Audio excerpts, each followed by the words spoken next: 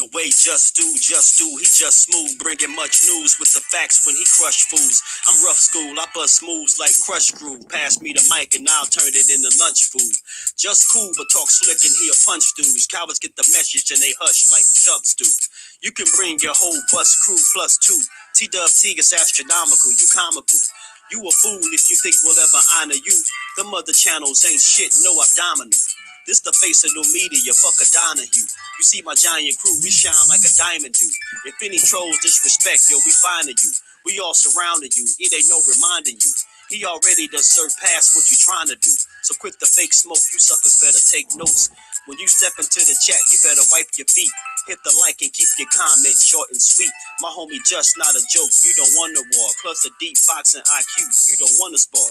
He broadcasted from Jersey, so he's straight. Put you deep in the dirt, that's why they call this the Garden State. You seem tough but not a threat like a garden snake. We not scared of you, we chopping off a head or two.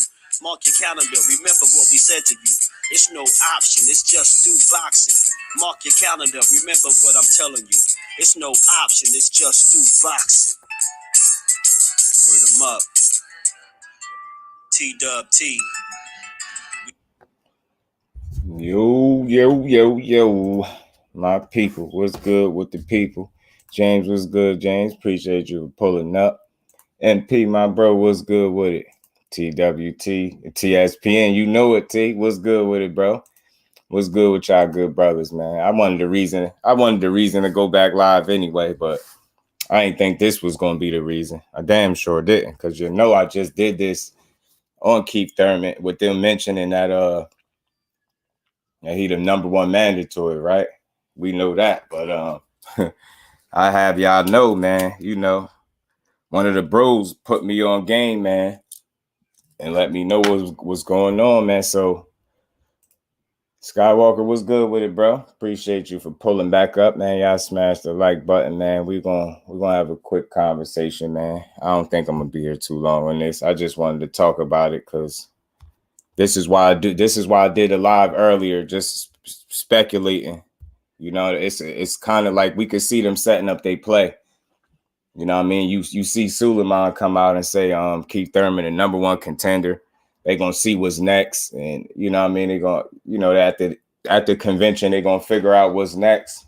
And then now, fast forward to now, Keith Thurman.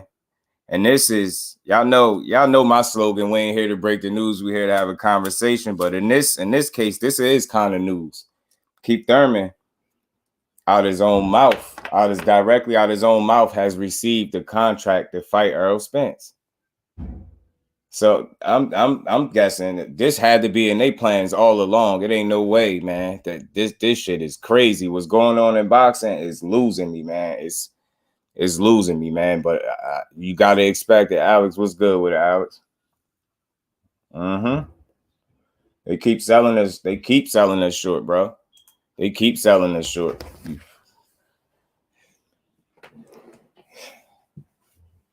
Tyson using that event, so they're using his name for meet and greet. Guess I'm not meeting him, but Riddick Bowe and Mitch Green and other stars will be there. He said they trying to clout. They basically clouting. Lennar, you're not gonna find this posted nowhere. Not right now, you're not. Not right now, you're not. And y'all know I'm not against the news being broke, but I guess this is some type of news. But you're not gonna find this posted nowhere. I don't think not right now, you're not. Not right now, you're not. But just know, the months I've been doing this, I ain't never break no type of news or do nothing. I don't even consider this really breaking news. I'm just having a conversation with my people, And this, by the way, just so that, y'all could kind of be put to rest as far as like the sources. Ain't no better source than the actual source. You get what I'm saying? The actual person involved. You know what I'm saying? So this ain't something that I'm making up. This ain't something I pulled out of left field. This actually coming right from the man that used to wear the ponytail, man. Facts, T. But if I'm not mistaken, and I'm not just saying it, didn't you say this shit before, T? Didn't you say this before, though? You said this before, didn't you? Could have swore you said, nah, he ain't taking that fight. He ain't taking it. He said it already. I played that leak audio. He said it in that audio and laughed. He said he's not fighting that dude. He's always had this as a backup. You see it in my description. That's why I put it there. Was this always a backup plan? Because it seemed like it. It seemed like it. Facts 817. Salute, bro. Appreciate you for pulling up. Yeah. Yes, sir. I don't know if he popped through here. If he popped through here, I'm gonna tell you, you know, I don't know if he want his name in the mix, but that's a direct source. Keith Thurman said he got a contract, man, to fight EJ. Ah, man. But it's more to it. In boxing, it's layers, man. It's layers. Oh, Al did his part. 817. You know, I ain't defending the move. I ain't defending the duck move. I can't do it. Yeah, man. Yeah, I appreciate you, T. You gotta know me by now. You gotta know I won't just make this up. Ashley's corner. Salute to the queen. How you feeling, queen? It's not gonna be Stink on it or Boots. It's Thurman or 54. Talk about it, Ash. Talk about it, man. I think that's what they just did to us, yo. I think that's what they just did to us. And again, this could have been in the plans for a while, just like T saying, and what this dude saying, he got a contract. Like, we all know when the last time Keith Thurman fought. Do y'all really even think he in position to fight right now? So think about what position do this really leave EJ in? Nah, he just ain't with it. That's a fact. I said that before WBC made it. Yeah, that's a fact. It's a fact. Lennar, he said it. Said he's not fighting that dude. He doubled down on that. He's not fighting him. Salute to the family. Y'all smash the like button, man. Yeah, he said it at the barriers. Yeah, you said it at the barriers. Facts, you did. You did. I'm just letting you know I'll be listening, bro. I know I wasn't just putting that. I know you said it. Know you had to say it. Salute to my queen. How you feeling, baby girl? Don't work too hard over there. Thurman versus EJ, 80-20, 85-15. I'm telling you, Ash, we ain't trying to see that. But you know what? I just wanted to have a quick conversation and put this out. Like, again, y'all know me. I don't break the news. I had a conversation. So, you know, I always say the news is one thing, but the conversation is another. So after you break the news, you got to have a conversation. So, you know, this came right from his mouth. He got a contract. Ain't nothing signed yet. He damn sure said he got one, though. And that's, to me, that shows some intent. Just saying the timing is off. He said that before. Yeah. He been said it. But you see, Lennar, that's why we here today, so we can have this conversation. Because I know you probably like, well, the timing, this shit weird. Why would they do this now? I think they pretty much indirectly, they pretty much made a decision for EJ. You get what I'm saying? If they maneuver and position this in a way where EJ gotta fight him, like if they try to like mandate it and make him have to fight him, like order it, he out of there, man. I think they know that. They basically force EJ to 54. Might as well say that because he ain't fighting Keith Thurman. I believe him when he said that. Yeah, I would.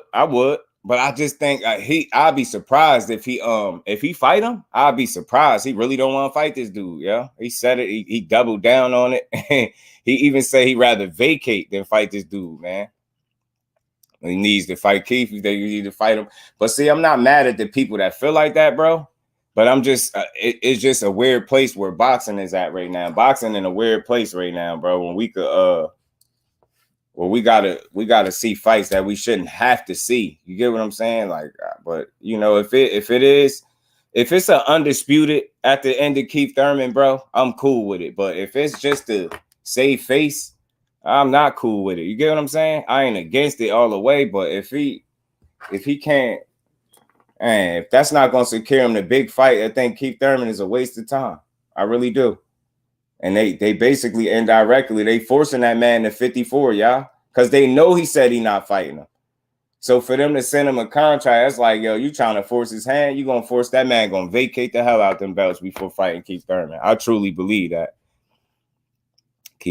Keefy gonna say Earl 817. That's a fact, bro. You know it's coming. You know it's coming. You know it's coming, yo. He ducked him. No, boy, he don't want to fight you. He just don't want to. Keith don't have a strap. He don't need to fight Keith. That's what I'm saying, bro. I think we gotta take things into account. Would this still be an entertaining fight that I think that people will watch? I do think so. I do. But that's us as the boxing fan. Like I told you, boxing is complex, it's layers. So you gotta peel back them layers. Think about what EJ thinking. I think about him. I had an opportunity to fight this dude when it made sense for this dude to give me an opportunity, and he didn't want to do it. Now, after I'm one fight away from achieving my dream, after I've been wanting to fight this clown, because I'm pretty sure this is how EJ think. After I already was willing and ready and deserving to fight this dude, he ducked me, intentionally ducked me. He pretty much, he admitted to ducking me. Now I'm one fight away from the biggest fight of my career, and y'all got the nerve, you got the audacity to try to tell me I got to fight the same dude that I would have been beat up years ago and took his belts. You get what I'm saying? So I look at it on both sides. We are spectators, we are fans of the sport, but you get what I'm saying? It does absolutely nothing for him. It's a waste of time. It's a waste of time. Boxing nerd, salute, bro. Appreciate you for pulling up. Keith, easy work. Yeah, he is. Nah, bro. You gotta hear me out. Think about this, Leonard. Put yourself in his shoes, right? Put yourself in Errol's shoes. You spent your career at 47 making that weight. Your number one priority, case of voice, salute, my bro. Appreciate you for pulling up, damn it, man. How you feeling? His number one goal was to achieve undisputed, right? He suffered setbacks, unexpected setbacks that delayed that process and him chasing them belts down. Even with the mass amount of time that he spent out the ring due to the two setbacks that he had, the car crash, the torn retina, he still one fight away from achieving his ultimate goal. And here they are, like some assholes, like some promoters. Here y'all is trying to force me to fight this guy when I would have been watched him years ago. Now y'all want me to fight him when it don't make no sense with nothing on the line, and y'all couldn't get me this fight when he was supposed to fight me. You gotta be. I'm telling you, I'm just due for a reason. I see it on both sides of the street. I get it. As fans, yeah. Keith Thurman only lost one time. He's still entertaining dude. He still can box. All those things are true. But do it make sense for EJ right now? Get what I'm saying? I don't even think it makes sense for boxing, not just EJ. Well, who benefits from Errol Spence fighting Keith Thurman? Keith Thurman not gonna really benefit. He might get paid good, but he gonna get his ass beat. So who really benefits from that? And that just wastes our time as boxing fans. It just wastes our time. Yeah, and I'm with you, Ash. None of this was supposed to happen, so and it was part of the plan. So whatever EJ do, I'm cool with it too. I'm cool with it, but I'm just making a case for why he shouldn't have to fight him. You get what I'm saying? And I'm real enough to understand where y'all coming from. For the people that feel like, yeah, he should still fight him. Just think about how it does absolutely nothing for his career, but waste his time. He already on borrowed time at 47. Look at what he tweeted. It ain't easy or fun making that weight. He don't want to keep doing that shit, and he damn sure don't want to do it for Keith Thurman, a guy, I'm going to keep repeating, y'all, that he could have fought when it was more meaningful, and they would have both been undefeated. It would have mattered. It would have meant something. Now, it means absolutely nothing. The only one that benefits this is Keith Thurman. Get what I'm saying? Say hypothetically he could win. And this is another thing, y'all. This is another thing. This is why I say boxing got layers, and we got to be willing to have these conversations and peel back these layers, right? This dude, you telling me, right? Say if he fights Keith Thurman, basically what boxing is telling us, right? And everybody that's involved in pushing that fight forward, they're telling us that the only thing Keith Thurman had to do was lose to Pacquiao, come back, beat Barrios, 140-pounder, not be able to knock him out. He looked decent. But the only thing he's done in the last couple years is beat Mario Barrios, 140-pounder that tested the waters up there at 47, or that moved up to a new weight class. You telling me a win over Mario Barrios, and not even a knockout win, a decision win over Mario Barrios, gets him a fight at 3 belts?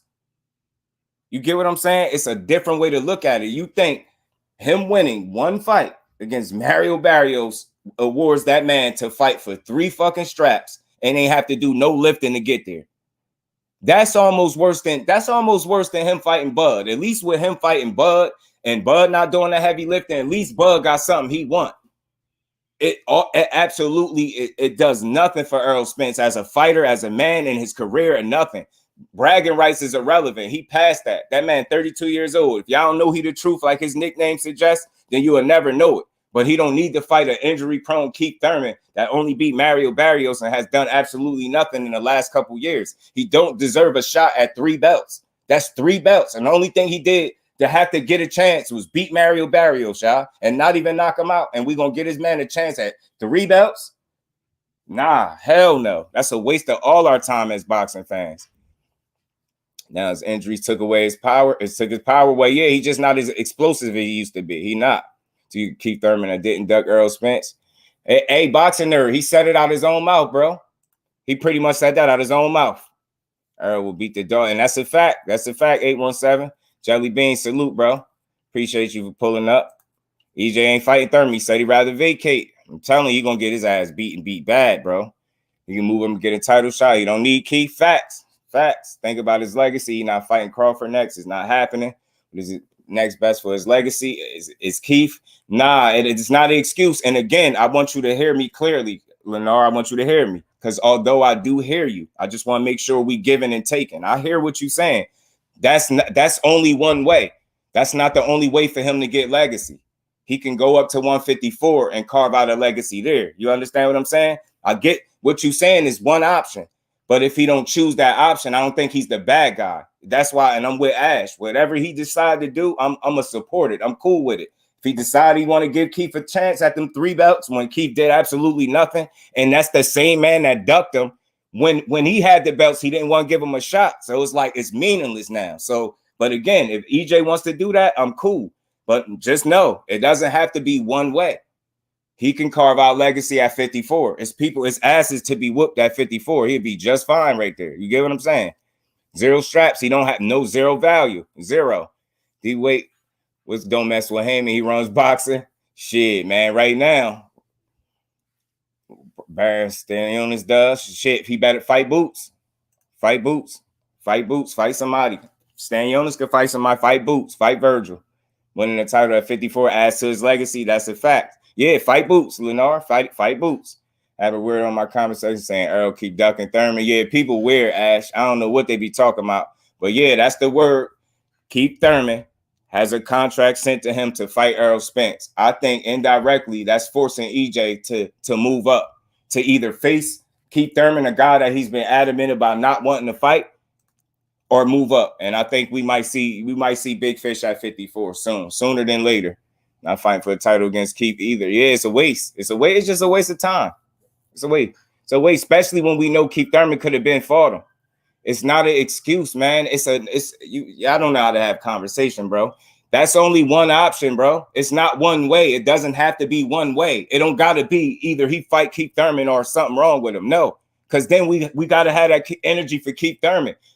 Understand something. I like to deal with first things first. What came first?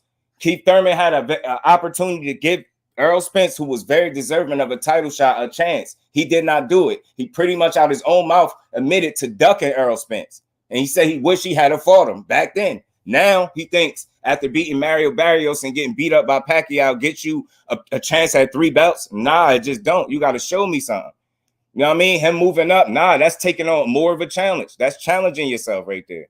Nah, yeah, there's not one excuse that's been made. That's another option. What you are suggesting him do is an option of his. That's an option he has.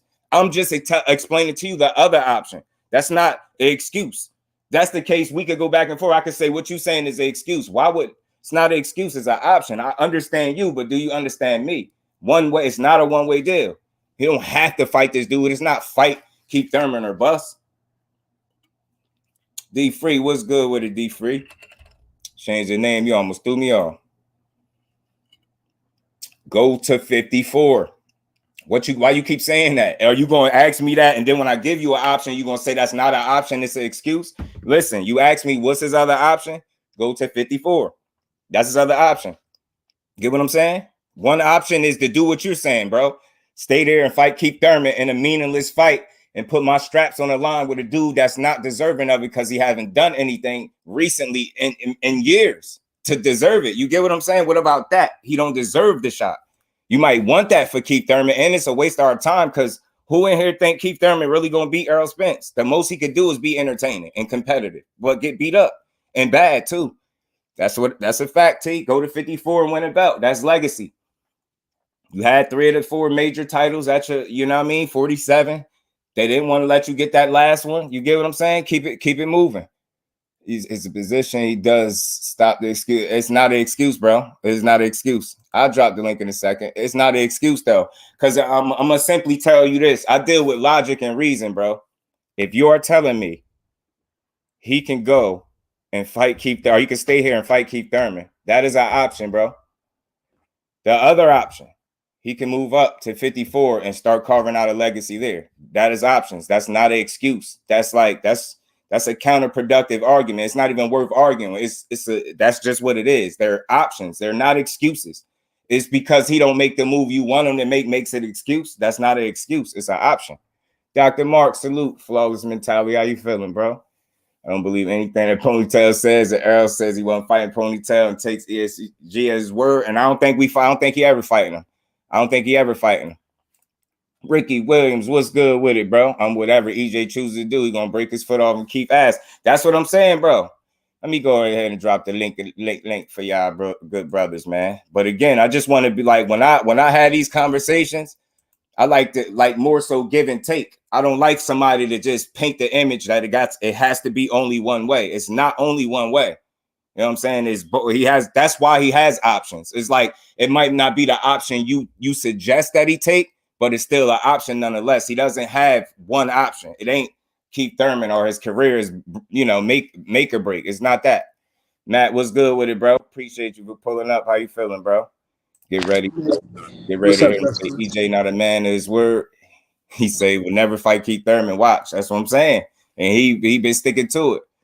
Hold on. Was good. Lennar was T was good with the bros. Urban Productions was good with it. What's going on, Just Do? What's going on? Man, I'm just trying to figure out what's going on with this Keith Thurman situation, man. Keith got a contract. Keith got a contract. So did you? Oh, I know you can't give out your sources, but so this is take my word for it that I wouldn't come up here and do this. Okay, all right. Somebody has spoke to him directly.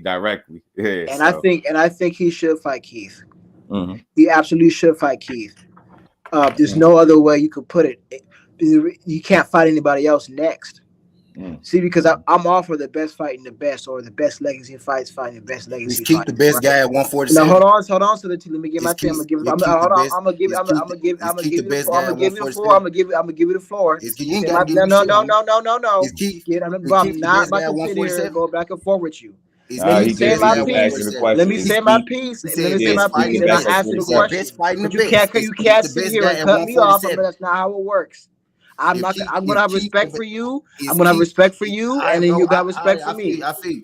Is Keith the best guy? All right. So okay, I'm gonna continue to what I have to say. For sure. So is he the best guy at 147? Earl's best option is to fight Keith Thurman, and I'm gonna tell you why. His best option is to fight Keith Thurman. Who Mr. Shut up? Who Mr. Shut up? Turn your camera on, bro. So I'm gonna tell you why his best option is Keith. He doesn't have a better option right now, because he's not fighting Terrence. My number one fight, before I make my argument here, was to fight Keith either. Southern, bro, give me this, bro. Just give me the bro. Southern, behind the hand, salute, Brody. I just want to say my piece, brother. You can say it. Talk, my nigga. Quit talking to me, bro. Talk. Okay, bro. Go ahead, bro. Quit me off. Get it off. All right. Thank you.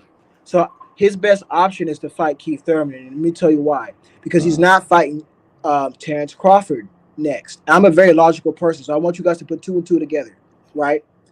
If he's not fighting Terrence Crawford, the fight we all want to see next, that's not going to happen. So he's going to have to fight somebody next. Who does he fight? Who will bring the biggest legacy fight to his career right now? Mm-hmm. Who does that? What does that? Bro, Southern T, be quiet, man. Your mouth is big. Your mouth is big, bro. Shut up. My pocket, your mouth is big, bro. Just do. Can you? This man said, I'm trying to have my thing right now. Can you please mute this dude? I'm trying to have a floor right now. He's cutting me off. I asked him, is that a question? Just do. I'm trying to be respectful. But you think he over talking? Who is he going to fight next? He said it twice. Hey, just do. So he said it twice. Just do. Do you want us to answer the question? No. What I'm trying to say is, like, I'm just making the argument that I'm asking the question. I'm saying, get this food for thought right now. That's all I'm saying. All right, go ahead. So I'm saying this. So he doesn't have a better option right now for his legacy. It has to be Keith Thurman right now. He can't fight Jaron Ennis, because even though I think Jaron Ennis is overall a better fighter, Jaron is a better fighter. Than Keith Thurman. He has more tools in the toolbox than Keith Thurman. He hasn't done anything. He hasn't proven it yet. Virgil Ortiz is the same way. And you say, okay, what about the option of him going up to 154? Nobody at 154 is, first of all, he can't fight for a title next. If he could, then I would agree with you. I would say, hey, yes, he should fight for a title next. He should fight Jamel next. Appreciate you, but Mo. he should fight Jamel next, but they're not going to fight. Jamel doesn't want to fight him. So that's not going to happen. We know that's not going to happen, at least not next. So who else does that leave you with? Listen, I understand I understand your point when you say, hey, this guy never gave you the time of day, never gave you a shot. I understand that. But sometimes in life you got to turn back around and say, you know what? I'm going to beat your ass and use that as fire.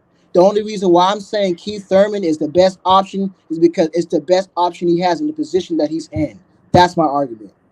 I mean, and again, I tell you, like, I'm a logical person too. So what you explain, I get it. And it may make the most sense to you. And that's, although what you explain is just an option. That's just one of the options that he has. He doesn't have to do that. To me, it's not make or break. That's not a legacy fight right now because of the stage Keith Thurman is at in his career. I don't think, maybe to you feel like that does something for his career. For me, I feel like that does absolutely nothing. I think that's one of the main reasons, other than the fact that he avoided fighting him when he should have all these years ago. Now you want me to fight you when I'm strapped up with 3 belts and it makes no sense for me to do it. Now you're willing to fight me because you need to get back on the winning side of things and make yourself relevant. Not going to do it off my name after only a Barrios win. You get what I'm saying? And so who does he fight next? To me would be to go up to 54. Go ahead, D-Free. No, I was going to say, good, Brody. What you're saying is the best option for Keith Thurman. That's not the best option for Errol Spence. The best option for Errol Spence is to move up to 154. He done already told everybody it's not fun sitting at this weight. He can't do it no more. He was only doing it to get the Bud Crawford fight. If he didn't get the Bud Crawford fight, he was going to 54. So he already told us this a year ago. He said, I'm only fighting one more fight, which is Bud Crawford. If I don't get the fight, I'm going to 54. I can't stay at this weight no more. It's not fun, and it's hurting my body to try to stay at this weight. That's why he gave Bud Crawford every chance in the world to make this fight. Keith Thurman is irrelevant at this point. He's irrelevant. He hasn't done anything. The only thing that Keith Thurman did in the last 5 years was lose to Manny Pacquiao.